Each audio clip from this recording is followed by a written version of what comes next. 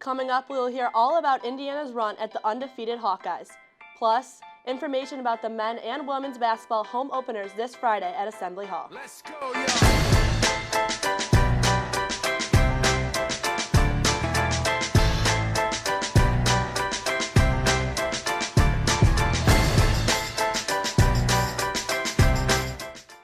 Welcome to this week's edition of Hoosier Sports Night. I'm Carly Murata. Indiana played host to an undefeated Iowa this past weekend. Let's take a look at the highlights.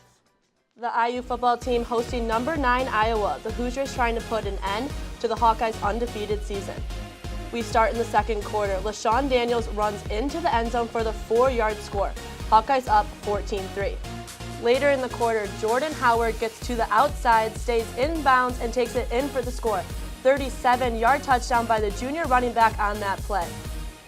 Now the Iowa defense had given up only 1 rushing touchdown all season heading into this game, but Howard put an end to that with 2 rushing scores in 5 minutes. Hoosiers take the lead 17-10. Closing second of the first half, CJ Beathard showing a little athleticism. Check out the effort. Took off from 3 yards deep to dive for the score. Hawkeyes regain the lead heading into halftime, 21-14 at the break. No scoring in the third, so we go to the fourth. Play action pass. Beathard finds an open George Kittle. Another dive for the end zone, and the tight end scores to extend the Iowa lead to 35-20. It's not over yet, though. The IU offense drives down the field. Michael Cooper on the receiving end from a Nate Sudfeld touchdown. On that play, Sudfeld sets the school record for passing touchdowns at 49. Hoosiers trailing 35-27 on side kick attempts with less than 3 minutes in the game. Looks like they had it for a second, but IU unable to recover the ball. The final is 35-27 as the Hoosiers move to 4-5 on the season, still looking for their first win of the year in Big Ten play. Dimitri Mubarak has more on Jordan Howard's big performance. 8, Jordan Howard on the carry. The wear and tear of a college football season takes a heavy toll on tailbacks, and few have felt that as much as Indiana's Jordan Howard. Yeah, I feel like I'm very healthy, I mean, you're never going to be 100%, but I feel like I'm good enough to go. But Howard's a tough back, and once the bruiser steps in between the hashes on Saturdays, it's time to play football. Because we feel like we can run on anybody, no matter what the numbers say. We just have to come out and execute the game plan. And against the nation's 5th-ranked run defense, that's exactly what Howard did, rushing for nearly 200 yards and 2 scores. Yeah, he's playing great, I love blocking for that guy who runs hard and not afraid to lay a hit to anybody. And whether Howard is running in between the tackles or outside the numbers, those highlight reel runs are a product of the big guys up front making downfield blocks. And I think Jordan being back and the way it looked like Cooper and Casaro and we had Brandon Nite playing a little bit out there as well, I think that really helped the run game. In Bloomington, Dimitri Mubarak, Hoosier Sports Night.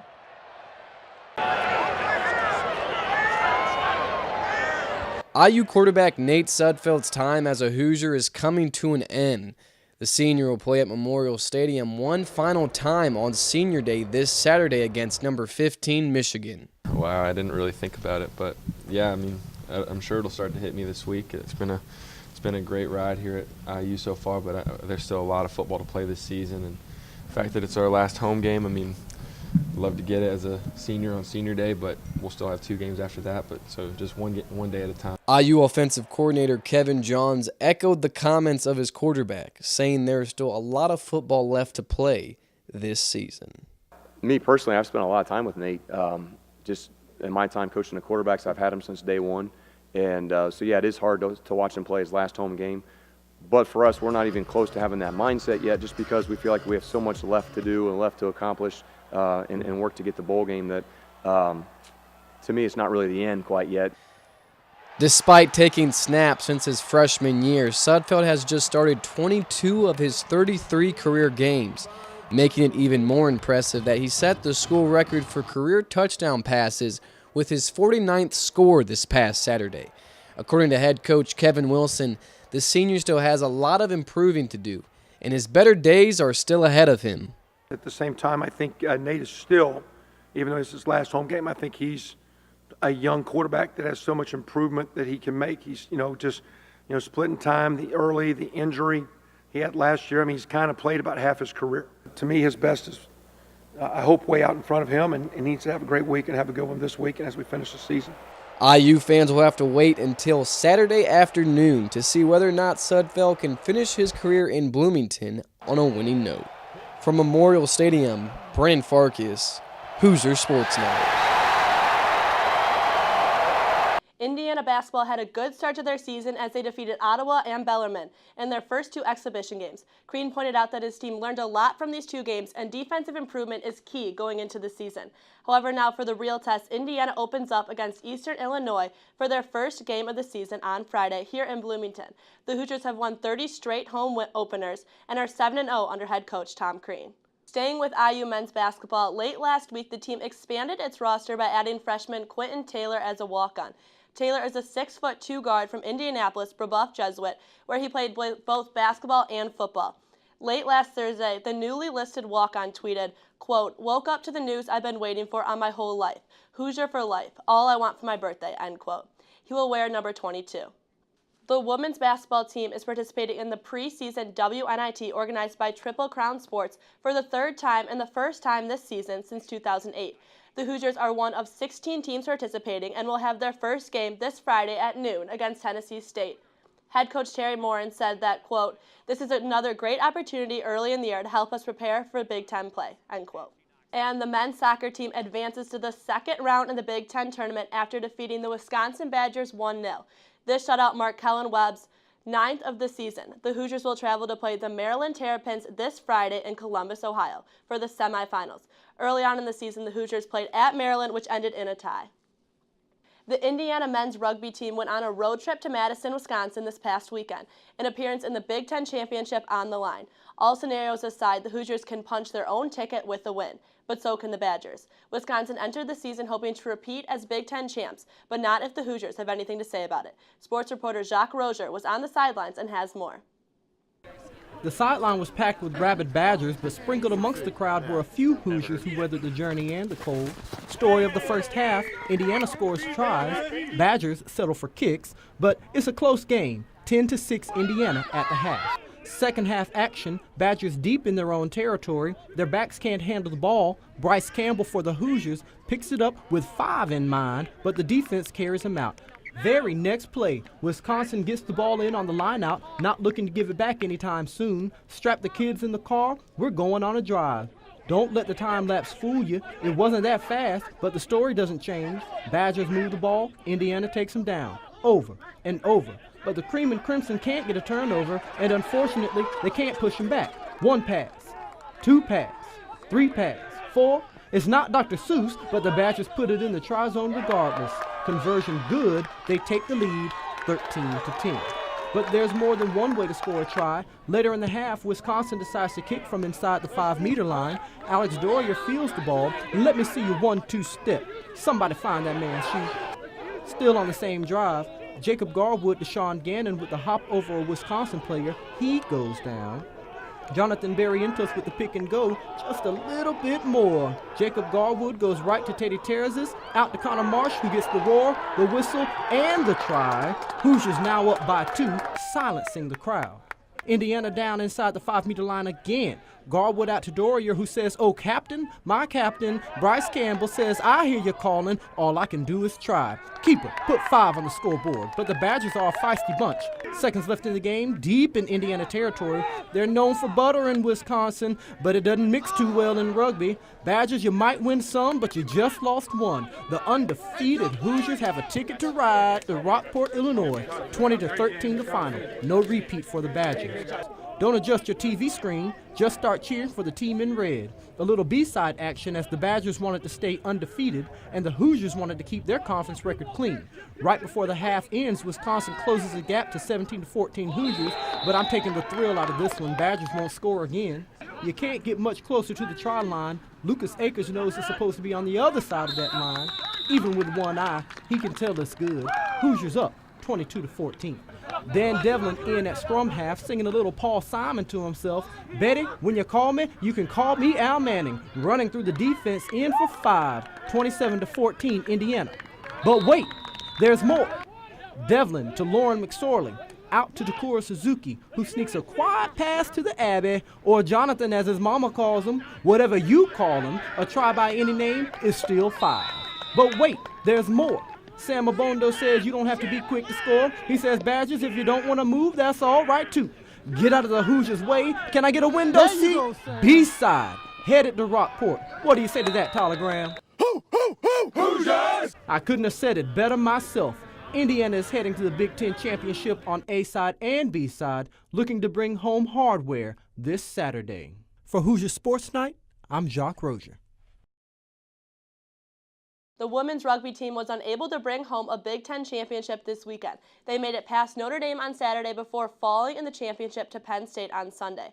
But they finished the season as the #2 team in the conference. Congratulations.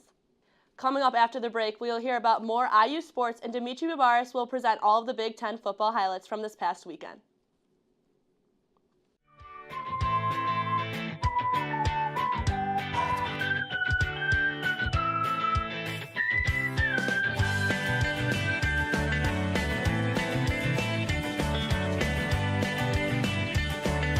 And it's an honor to be here.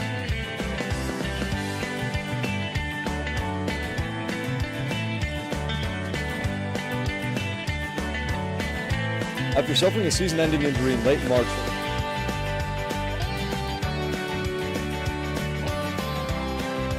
as you can see behind me.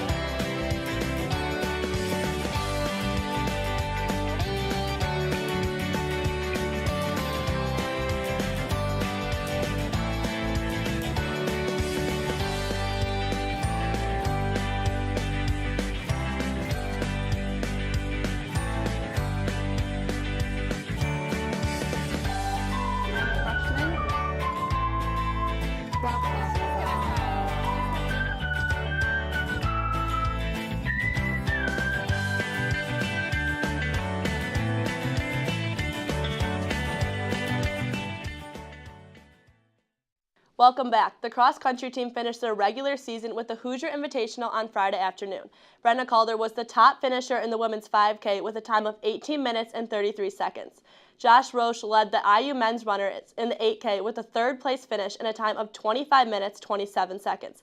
Up next, the Hoosiers will travel to Madison, Wisconsin for the NCAA Great Lakes Regional on Friday. And for the field hockey team, their season sadly came to an end as they lost the first game of the Big Ten tournament to Penn State 3-1. The Hoosiers fell behind with an early goal in the first 45 seconds. They were able to come back with a tying goal in the 61st minute off a penalty corner. However, Penn State pushed through with 2 more goals to close the game. The IU softball team announced its schedule for the 2016 season, which is highlighted by 24 home games and a total of 12 Big Ten matchups. Starting in early February, the team will kick off the year with 4 consecutive road tournaments. Then the Hoosiers will host 2 tourneys of their own back-to-back weekends starting on March 12th. And now I am joined by Dimitri Babaris to talk about the Big Ten football highlights from this past weekend. Anything exciting, Dimitri? Carly, heading into Week 10, there were 3 unbeaten Big Ten teams, Michigan State, Ohio State, and Iowa. After the week, only 2 remain unbeaten, and they find themselves inside the top 5.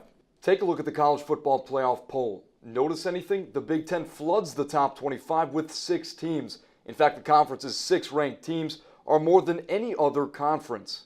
We begin in Evanston, Penn State at number 21 Northwestern. Clayton Thorson out with an early injury. Jump ahead to the 4th, Northwestern up 20-14, but Penn State driving.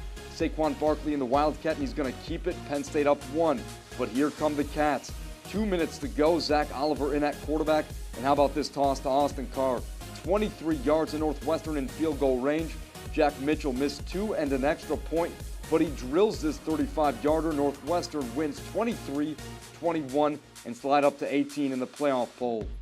All right, Rutgers at number 17, Michigan. The Wolverines are the highest-ranked 2-loss team in the nation. Jake Rudock would have a career day as well. Late first, Michigan up 7-3 and nothing open, so Rudock gonna scramble this one in for the score. Dives for the pylon, 4 yards in the box score, but Rudock covered plenty of ground on that run. Michigan up 14-3. And the scoring wouldn't stop there. Second quarter, and Rudock gonna swing it out to Jabril Peppers. This guy plays both ways for a reason, and here is why. Peppers makes a couple guys miss and high steps his way into the end zone. Rudock would finish with 333 yards and 2 touchdowns. Wolverines take it 49-16. We go to West Lafayette, Illinois at Purdue. Tailback Josh Ferguson back for the Illini, and he wasted no time making an impact Saturday. Second quarter, Wes Lunt to Ferguson on the screen, and Ferguson dives into the end zone. Illini up 20-zip. Mid-third, and Ferguson doing a lot of dancing here. This one goes for 19 yards, and that'll set up another Illinois score. The Illini would finish with 382 yards on the ground, and Ferguson wasn't even the leading rusher. It was this guy, Keyshawn Vaughn, and here's a big reason why. 78 yards down the sideline, Vaughn with 180 on the day, and 2 scores. Illini win 48-14.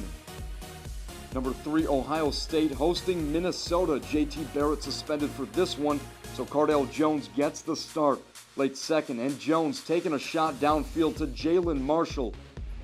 That'll set up this 15-yard draw on the following play by Ezekiel Elliott. Buckeyes up 14-zip. Third quarter, same score, and Jones looking for the corner of the end zone. Throws the fade to Michael Thomas. Thomas wins the one-on-one battle. 21-0, fourth quarter. Minnesota's made this a game, but it wouldn't last long. Jones keeps it on the read option, and who said the big fella can't run? Buckeyes win it 28-14, remain number 3 in the playoff poll. Over to College Park, Wisconsin at Maryland. Picked this one up late in the second. Perry Hills to DJ Moore. The freshman Moore diving for the pylon, so we're tied at 17 going into the half. Fourth quarter, and Stavi drops back and finds a wide-open Dari Ongubawale alone in the flats. Badgers win this one 31-24 and crack the top 25 in the playoff poll. All right, we go to the nightcap. Lots of controversy in this game, and you'll see just why in a moment. Tommy Armstrong back for Nebraska. Connor Cook looking to pass Kirk Cousins for the program's all-time passing touchdown leader. Early third, and Cook to Aaron Burbridge. And this is the record setter, 67 career touchdown tosses. Michigan State up 24-20, but the fun would end there for the Spartans. Under a minute to play, Michigan State up 5. Armstrong to Brandon Riley with what is ruled a touchdown, but look at it once more. Riley is clearly out of bounds, which would make this an illegal catch, but officials review the play and rule that Riley was forced out by the defender. So that'll mean the call stands. Huskers up 1 after the extra point. Bad break for the Spartans, but they'll have one more shot at it. 6 seconds to go. And nothing downfield for Connor Cook, so he's going to get rid of it, but not before time expires. Michigan State falls for the first time this season and dropped to 13th in the playoff poll. Nebraska wins 39-38. And Carly, just an absolute heartbreaker for Michigan State. You hate to see a game be decided on a controversial call, especially at the end. Now, Michigan State, they're not out of it yet. They've got 1 loss, but they still have Ohio State remaining on their schedule. So if they want to have any shot at that college football playoff, then they're going to have to run the table. Exactly. Thank you so much, Dimitri. And we will be at the basketball game on Friday for their season opener against Eastern Illinois, along with the football game on Saturday against Michigan. Remember to follow us on social media at IUSTV Sports. For Dimitri Babaris, I'm Carly Murata. Thanks for watching.